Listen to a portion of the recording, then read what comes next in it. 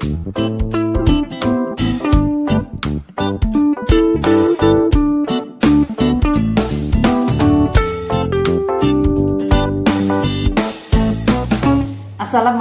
warahmatullahi wabarakatuh. Pertemuan kali ini Bu Teguh akan membahas tentang siklus akuntansi perusahaan dagang. Sebelum belajar tentang siklus akuntansi perusahaan dagang, kalian harus tahu apa sebenarnya yang dimaksud dengan perusahaan dagang itu. Perusahaan dagang itu merupakan kegiatan jual beli barang dagang tanpa mengubah bentuk. Nah, dalam perusahaan dagang ini nanti ada ciri-ciri khusus akun yang ada di dalam perusahaan dagang.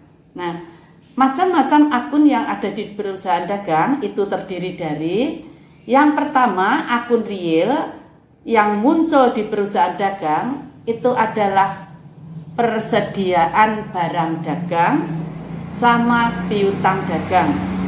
Untuk yang selebihnya sama dengan perusahaan jasa. Sedangkan akun nominal yang ada di perusahaan dagang itu adalah pembelian, beban angkut pembelian, retur pembelian, potongan pembelian. Keempat akun ini mempunyai saldo normal yang berbeda. Pembelian saldo normal ada di debit, retur pembelian di kredit, potongan pembelian ada di kredit, dan beban angkut pembelian ada di debit.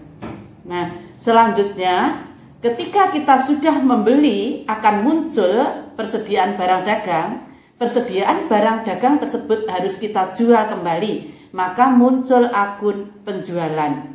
Jadi penjualan ini selalu ada di lajur kredit. Jadi akun nominal penjualan selalu ada di lajur kredit, kemudian ada potongan penjualan dan retur penjualan. Keduanya ini ada di lajur debit, artinya saldo normalnya ada di debit.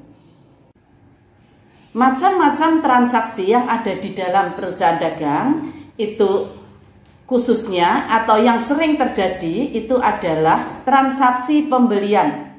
Jadi transaksi pembelian ini ada pembelian secara tunai, ada pembelian secara kredit. Kalau kita beli secara tunai, kita nanti akan mendebit pembelian, mengkredit kas. Sedangkan kalau kita membeli secara kredit, kita debit pembelian, kita kredit utang dagang. Nah, selanjutnya untuk transaksi penjualan. Transaksi penjualan di sini juga ada dua, penjualan secara tunai dan penjualan secara kredit. Jika penjualan secara tunai, kita akan terima uang kas, kasnya kita debit, penjualannya kredit. Sedangkan kalau kita menjual secara kredit akan muncul piutang. Debitnya piutang, kreditnya penjualan. Itu transaksi pokok yang ada di dalam perusahaan dagang. Anak-anakku semua, sekarang kita bahas tentang syarat pembayaran dalam kegiatan usaha dagang. Yang pertama, itu syarat pembayarannya adalah N30. Ini N30 ini maksudnya ketika terjadi jual beli, itu syarat pembayarannya dilakukan pada 30 hari kemudian tanpa mendapatkan potongan. Jadi perjanjiannya N30 ini harus dibayar 30 hari kemudian tanpa mendapatkan potongan. Yang kedua, misalnya begini, 310 N30. Artinya di sini, jika kita membayarnya sebelum 10 hari atau pas 10 hari akan menerima potongan 3% dari utang atau piutang kita. Dan paling lambat 30 hari kemudian. Jadi jika lewat 10 hari kita tidak akan menerima potongan. Apakah itu potongan pembelian maupun potongan penjualan. Nah, yang ketiga, di sini contohnya misalnya begini, 215 N60. Artinya kita harus membayar pas 15 hari atau sebelum 15 hari kalau kita mau dapat potongan 2%. Kalau dilewat dari 15 hari kita tidak mendapat potongan, dan terakhir adalah 60 hari kemudian. Yang keempat, syarat pembayarannya EOM, end of month. Maksudnya pembayaran atas jual beli atau atas utang piutang itu harus dilakukan, batasnya atau jatuh temponya adalah akhir bulan. Seperti itu. Nah, contohnya tadi, misal tanggal 2 bulan 3 2020 dibeli barang dagang pada toko ABC. Syaratnya 210N30. Faktur nomor 5. Ini artinya adalah pembelian secara kredit. Nah, berarti kalian harus bisa menghitung kapan terakhir kita mendapatkan potongan. Caranya adalah tanggal 2 ini kita plus dengan 10 ini. Berarti 2 plus 10, 12. Terakhir mendapat potongan tanggal 12 bulan 3. Dan kapan terakhir harus membayar? Berarti 2 plus 30. Artinya tidak tanggal 32 loh ya. Tetapi tanggal 1 bulan berikutnya, yaitu 1 April.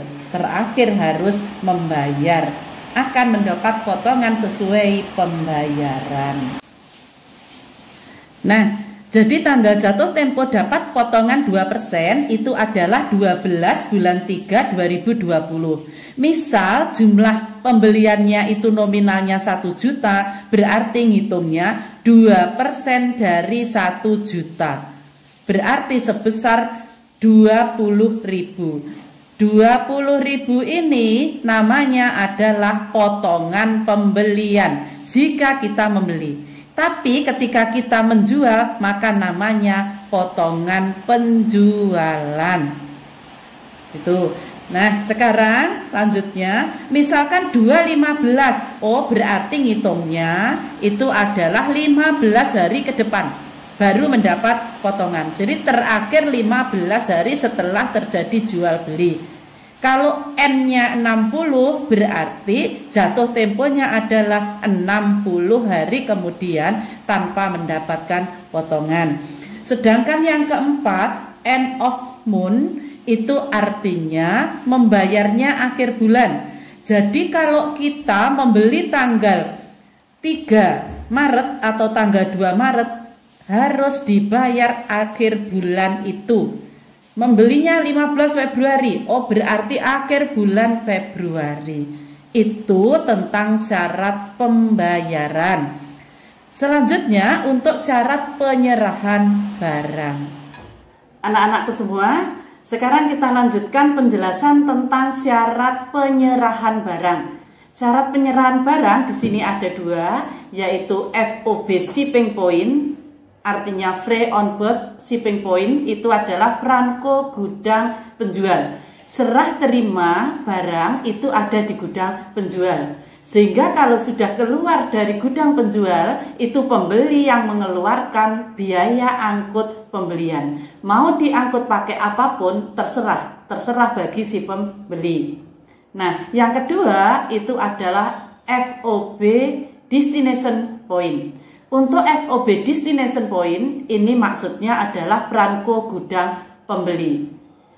Pihak penjual akan mengirimkan barang sampai ke gudang pembeli sehingga pembeli tidak mengeluarkan biaya angkut pembelian. Artinya tidak mengeluarkan biaya dalam pembelian barang tersebut.